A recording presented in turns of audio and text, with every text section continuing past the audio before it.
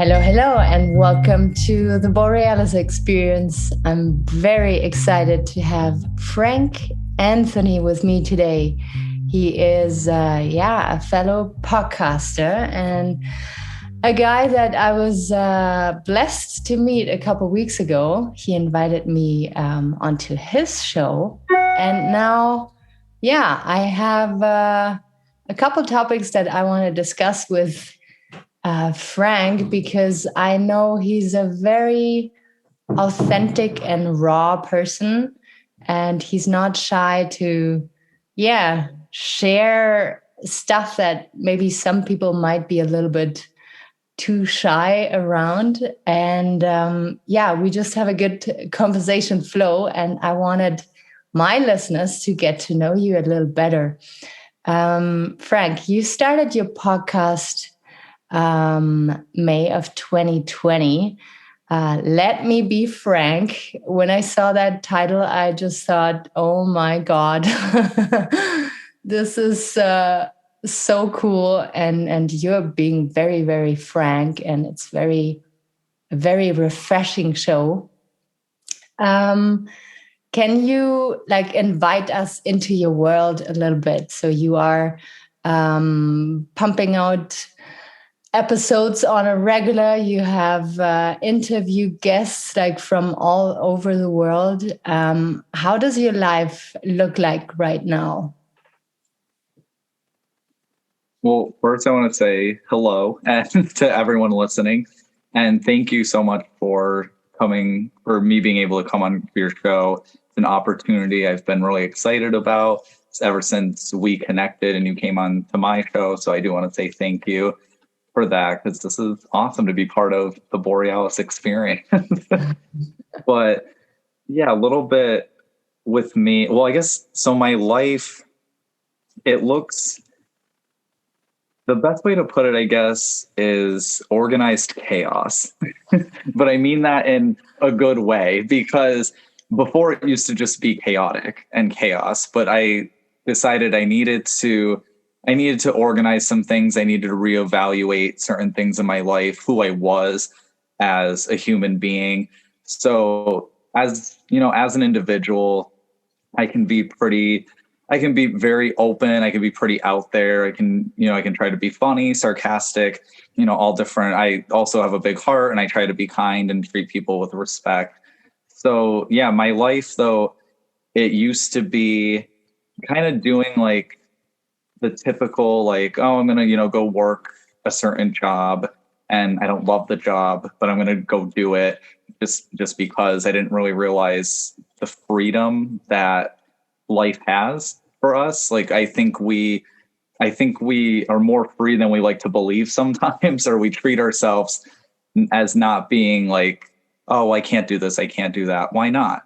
It doesn't hurt to try it, at least. So now my life is the podcast and working on a book, and it's things that I really truly love to do, compared to, like I said before, going to a job that other people definitely would love to go do. It just wasn't my passion.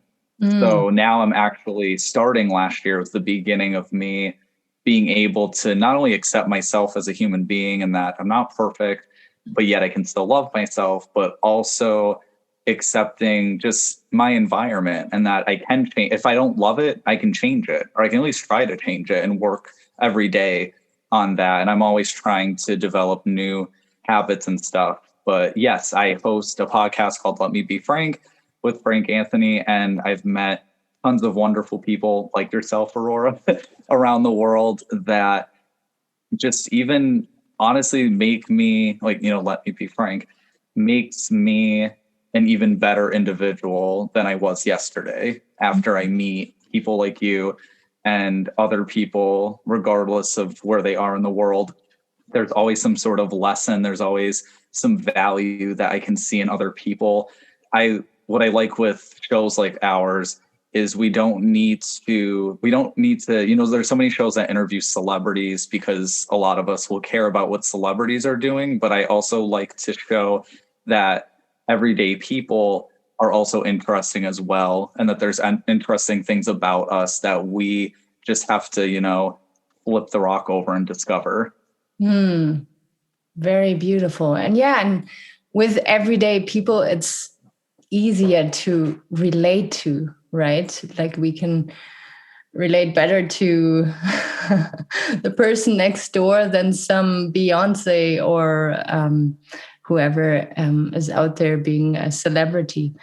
And yeah, I also want to comment on your 21 little habits that you're doing right now, because I find that very inspiring. You are out there and not only doing your podcast, inviting people and letting us learn with them together. You post on Facebook very regularly, and it's things that help the individual to be more positive and a little more organized. And you empower people. You show them, hey, you can do these little tricks, and they will lead to a more fulfilled and let's say successful life.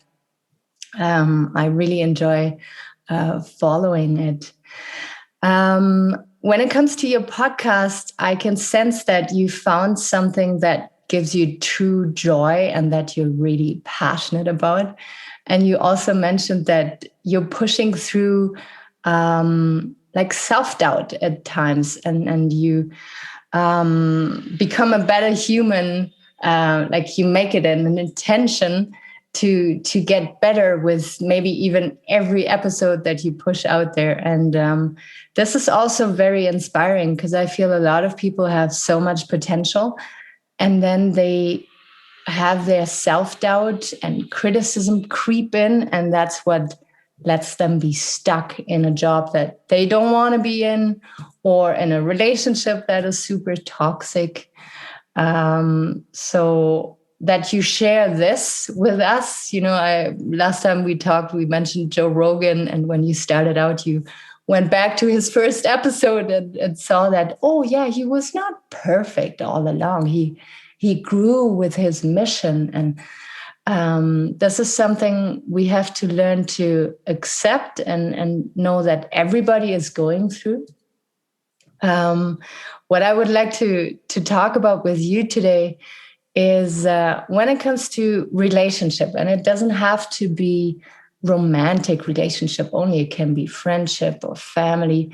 How did your relationships over time evolve or change as soon as you started working on yourself and feeling better with yourself? So do you remember a time back then when you were still like not following your passion and not seeing a true purpose for yourself, how your relationships were different than they are today?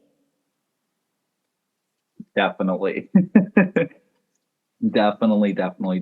I've gone through a few different phases in my own life, and I assume a lot of people do. Some people don't. Unfortunately, they don't learn different ways that maybe they could communicate better or develop interpersonal relationships better with others. And it's honestly become one of my own passions that I've discovered that I love to analyze and study as well. For me, so at the beginning, years and years ago, I don't want to give like any excuse for like, oh, well, because my environment was a certain way, why I ended up being a certain person. But I think as a child, your environment is very important, or it does mold you in a certain way. And I love my family. I love them to death. But the communication style and building relationships was quite toxic in the way that we would, I grew up in an Italian family, and you would just kind of yell at each other. You would just yell things back and forth. And I mean, there were some awful things you could say to one another, but you wouldn't stop talking to them because they were family. So it was almost like you, in a sense, you could get away with saying, I don't even want to give an example because it would be too explicit, but you have an idea. Like you could say something so awful to this other family member that if you had said that to someone outside the family, they would not only not want to talk to you again or block you. I mean, they could call the police on you for certain things. Like it could be just so terrible, or certain actions towards one another that was I do love my family, and they do, they mean well, of course. We're all, they're all growing, I'm growing, everyone's growing and stuff. They've definitely gotten better over time, like myself. But that type of environment I took out of the family environment and I brought it into the real world with other people. And I learned the hard way that that's not what I should have done, that I thought I knew everything, but in reality, there was still a lot I needed to learn. So I would use some of those behaviors. I would say such awful things to either best friends or romantic partners or anyone that actually gave me the time of day, which I'm grateful for them. And then I feel sorry for them that they did in that period of my life, because there was a lot I still had to learn. I would do those things, and I lost a lot of people by certain things that I would say if I felt like I was hurt by something. Maybe they didn't even mean to hurt me with certain words they said. Maybe I just took it the wrong way. I would need to cut back 5 times deeper and say something way worse. And then that would ignite something. It's not the way to communicate with someone. Instead, I could have communicated that, I feel like you hurt me in this certain way or something. It could have went a different way. So at the beginning, it was a lot of anger. And I think it was a lot of anger and hurt because of growing up, what I felt from certain situations, whether they were in school or in my family life or in life in general. Then I started to evolve a little bit and learn about communication and see the importance of communication in a relationship. And an issue though with that was that I can definitely think of one relationship specifically where they didn't really want to communicate anything. They were almost like a brick wall. And I thought communication was just talking at someone, just saying everything you feel, and they just have to take it. Yeah. So, and that wasn't the right way either. I learned I can't just keep talking. Well, first of all, I can't talk at someone. You have to communicate. It's like a team. You have to communicate with each other. Yes, a back and forth where you say something, the other person listens. You don't just wait your turn to say what you want to say. You should actually listen to what that person, whether it's a friend, family member, romantic partner, whoever it is, you need to listen to what they're actually saying. They're giving you the gift of communication and of language and the gift of true emotion and feeling that they're feeling on the inside. So you should value that and listen to it and then respond accordingly, and also add in your own feelings. So there's been, with going to school for psychology and just certain life lessons throughout my life, I believe I've learned. I can still learn, of course, more, but I believe I've learned a lot so far in that sense. And I kind of gained this passion when it comes to interpersonal relationships, because it's so crucial, whether it's for your job or, to build a family with someone, or to have long lasting friendships over the years.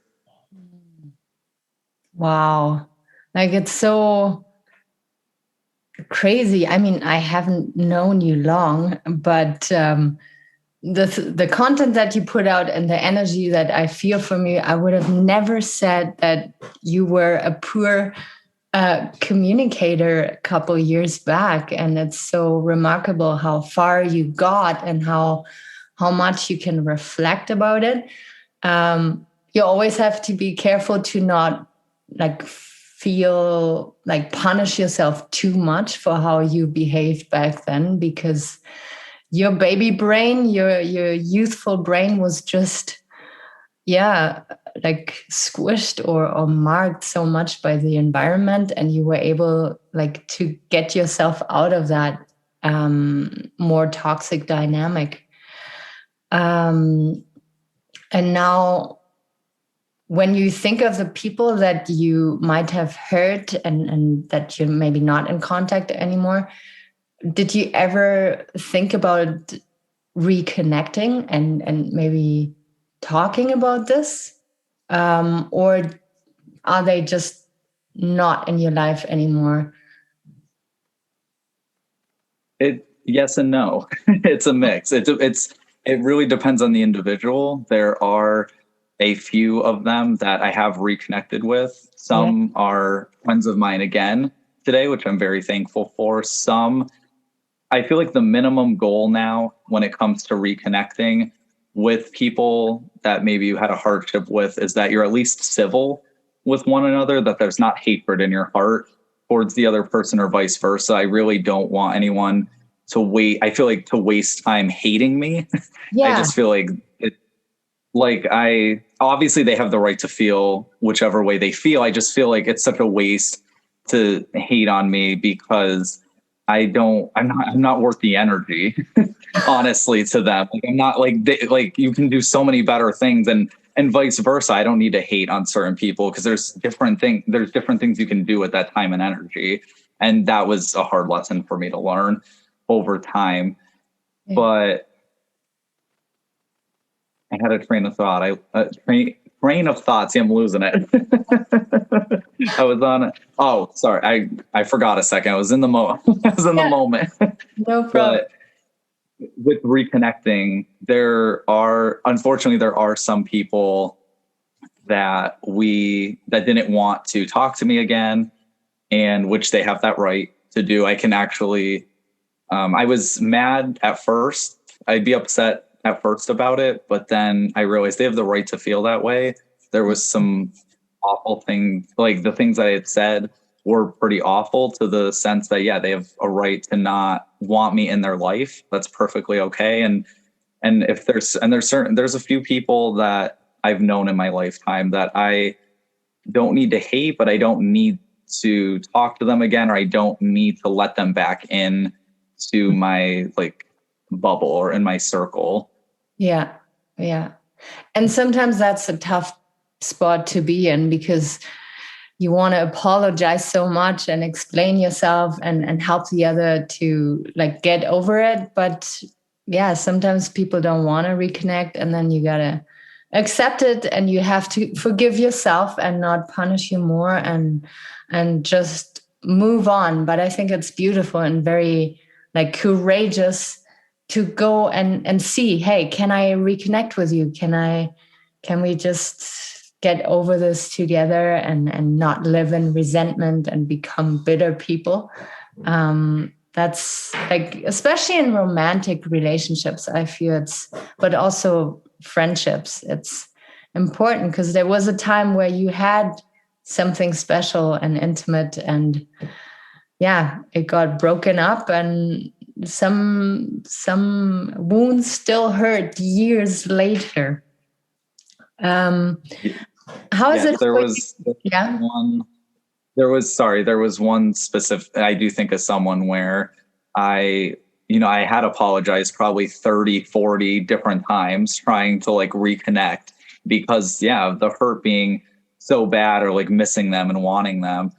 And I learned that you can't force that on the other person. If they just didn't want to reconnect in that way, or they felt like they had already tried enough times with me. And yeah, and I agree with you that it's tough to accept that, or it's tough to, I used to always believe that we needed closure, which is why I would reach out to other people.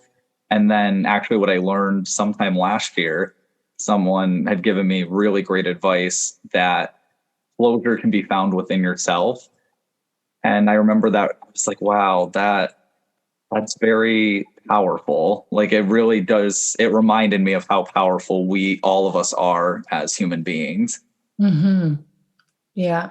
Oh, yeah. I remember. It's the most painful situation to experience when you feel like there's no closure and you can't reach the other person. And now you have to run around half broken for the rest of your life. And then I received similar advice. And yeah, it frees you from a burden even, and from that mission to having to connect with that person, and gives you peace again. And yeah, what would you say are the things that you're still learning today, or you want to get better at when it comes to relationships, or friendships? Like, we're all like a process, a work in process.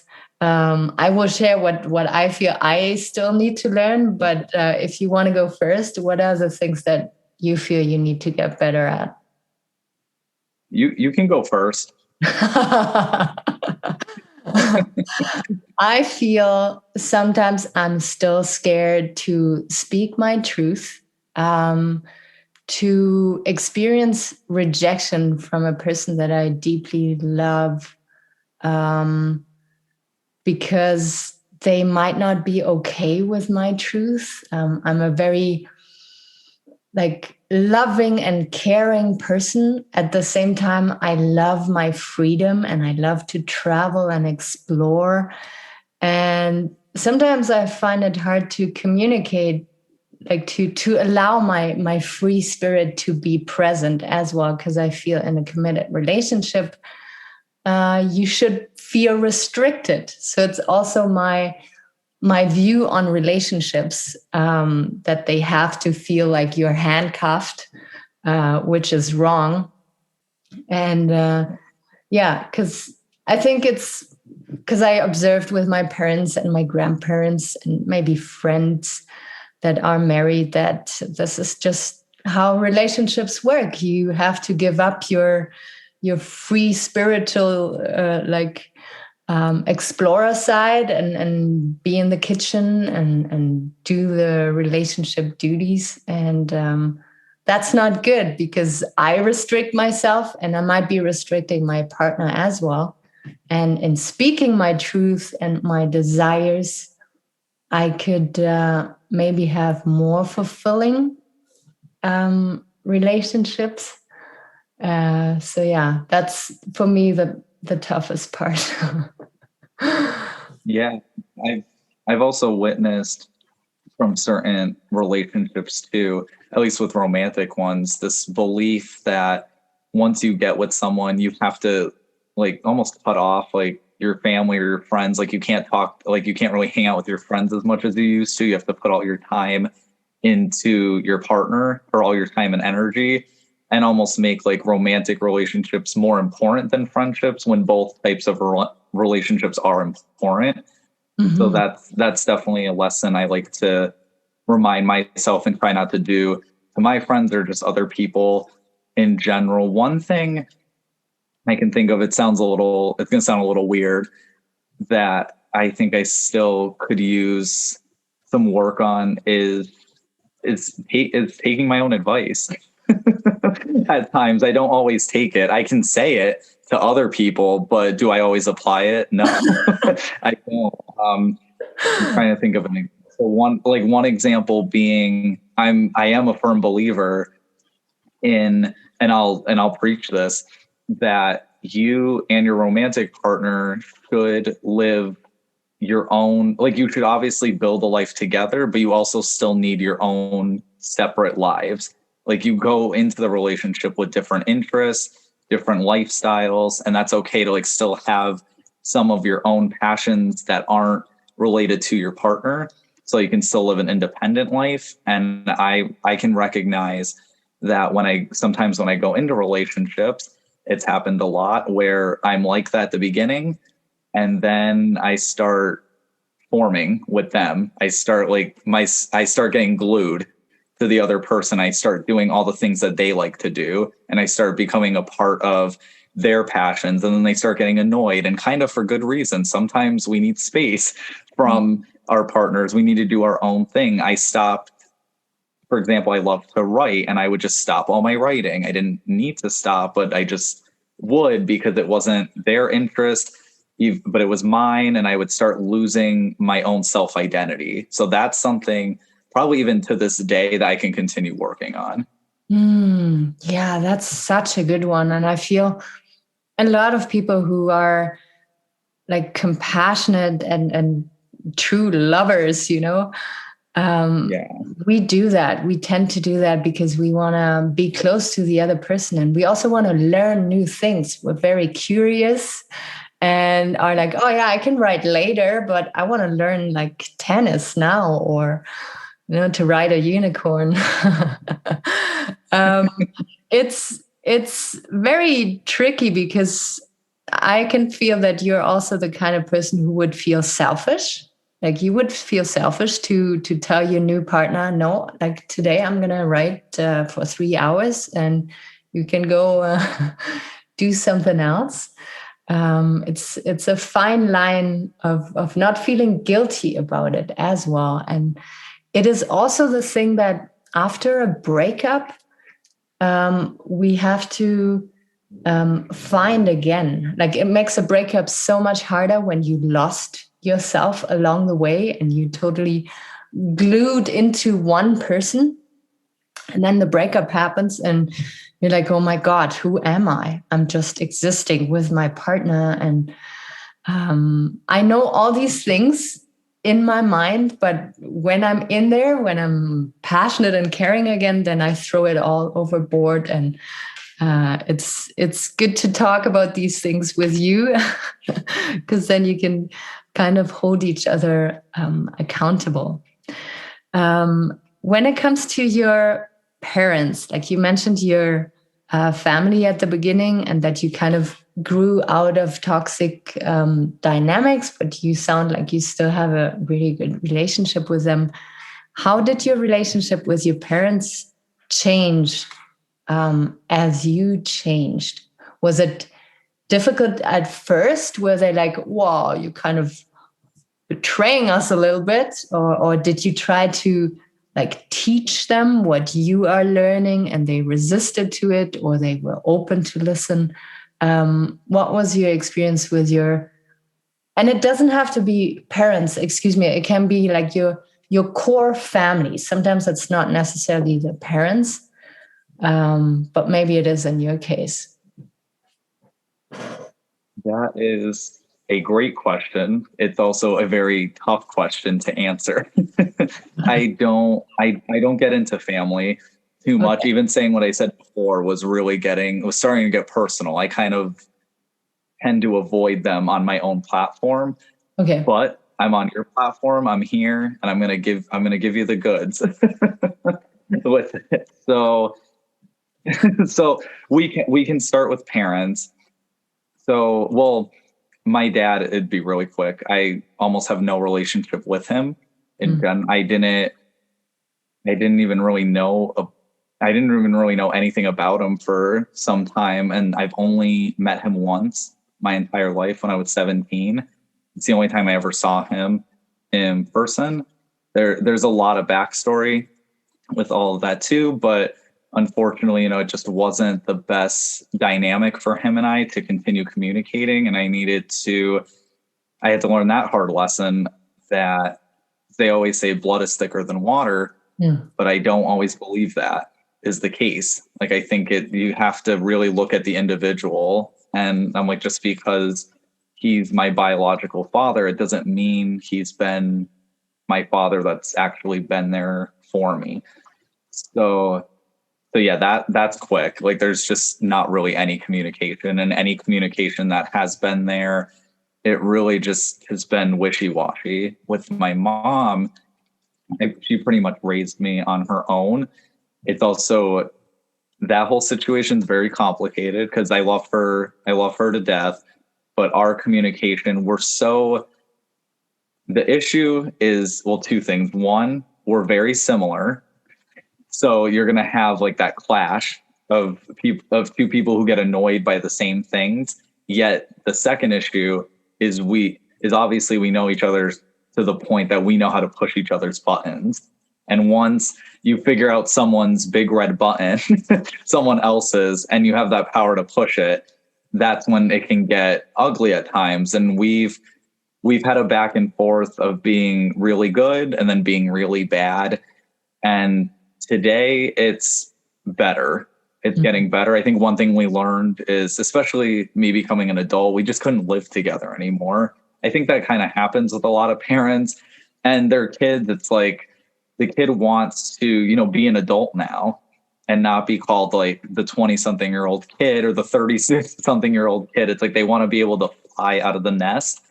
And my mom I was her only child, only son. So very, very overprotective of me. That took a lot of time and communication to get through and figure and, let her know, hey, I need to go out and be an adult. And I think she knew that deep down, just was afraid something bad would happen to me or didn't want me to get hurt, when in reality, I have to get hurt in order to learn, which sucks. But I feel like it needs to happen. We can't just always have positive experiences. Bad things are going to happen. People are going to pass away someday. Certain tragedies, certain like weather related, so like any natural disasters. I mean, anything can really happen that's bad that we don't have control over. So our communication was very up and down, because I felt like my communication was growing and that she kind of was more stagnant. But I also she's the only one that's going to really be able to identify what her communication style is. That's just something I felt with her whenever I would talk to her, that communication could be difficult. Other family members, to be honest, I'm close to my family, but not close to my family, which probably doesn't make any sense. Maybe it makes some sense, but it's like I'm close to them in the sense that I've spent like a certain amount of time with them, but then I'm not close in the sense that we really haven't had much communication with one another. I was one of the younger family members, so I think I was always viewed as one of the children in the family. And even when I became an adult, they still wouldn't talk to me like I was an adult, or they would hide certain things from me in fear that I would get hurt. So that was something that we've been needing to work on in the process of hey, I'm an adult now. I can handle any, for example, when I was only 10, 11 years old, my uncle was only 30 years old and he got in a car accident and died. So that was something that they told me he passed, but I didn't go to the wake or the funeral, or they just never really talked about him again to me. It was just kind of they told me that one time, and then they didn't really want me to actually accept the death, when it's you kind of need to. It's tough as a child. It's tougher at any age to deal with losing a loved one, but it's you have to go through that process of, what is it, the 5 stages of grief, or whatever your process is. You have to go through that in order so that other situations aren't nearly as difficult. So it doesn't feel life ending every single time you lose someone to death. So yeah, that's kind of I guess that's in a gist, the communication between me and family, I think, for the most part.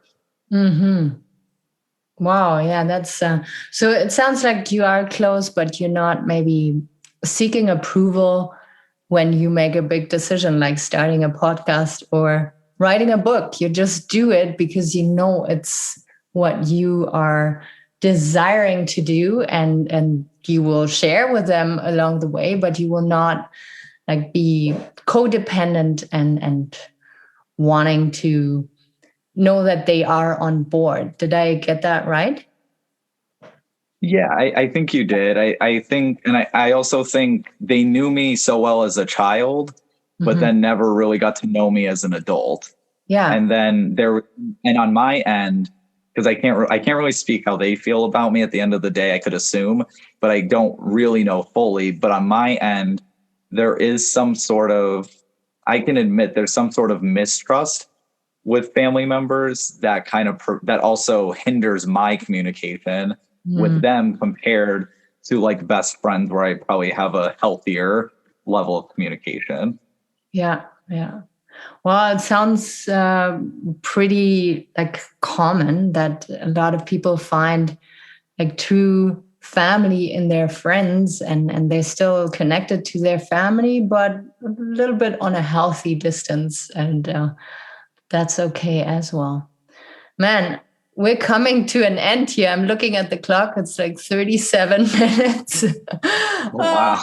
It felt like 10 minutes. I have so many more questions. Maybe we can do that again soon. I would love you to share where people can find you if they got curious about you. Let Me Be Frank podcast on all the platforms that you can imagine.